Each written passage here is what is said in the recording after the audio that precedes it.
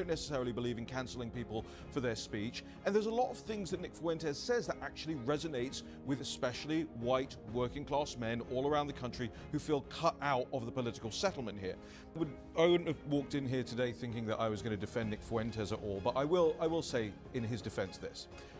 The things that he said there, right, those are like 4chan tropes that you find in the darkest corners of the internet.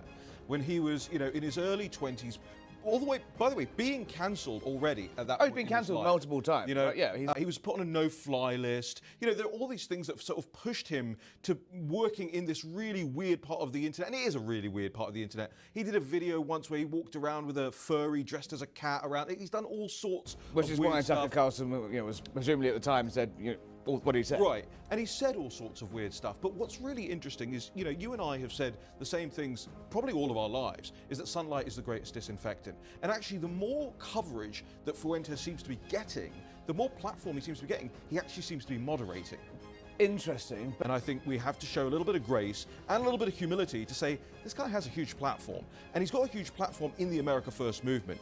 It's not up to us. It's not within our gift to push somebody out and say, hey, you don't deserve this platform. He built it himself. I have no truck with him personally. He's attacked me online before multiple times. We've all done that. And said his, well, sure, but he's at least funny. Yeah. But no, and unfortunately, he's not going anywhere. He's here to stay. America's relationship with Israel has become too cozy. There's too many Israel lobbyists in Washington, D.C. There's too much money flowing around. And frankly, I will agree with him on this. The first Trump administration spent way too much time on it, and the first year of this administration has spent too much time on it. Instead of dealing with jobs here, economy here, America first, as he was elected to do, he spent a lot of time doing international work. And not just Israel, by the way, but Cambodia and all this other Wants stuff. that peace prize. So he does want that peace prize, and he's building a legacy right now. Yeah, of course. But there are all these people around the country who voted for President Trump because they wanted this economy fixed. Biden's failed economy fixed, and we are no closer to getting there than we were 6 months ago.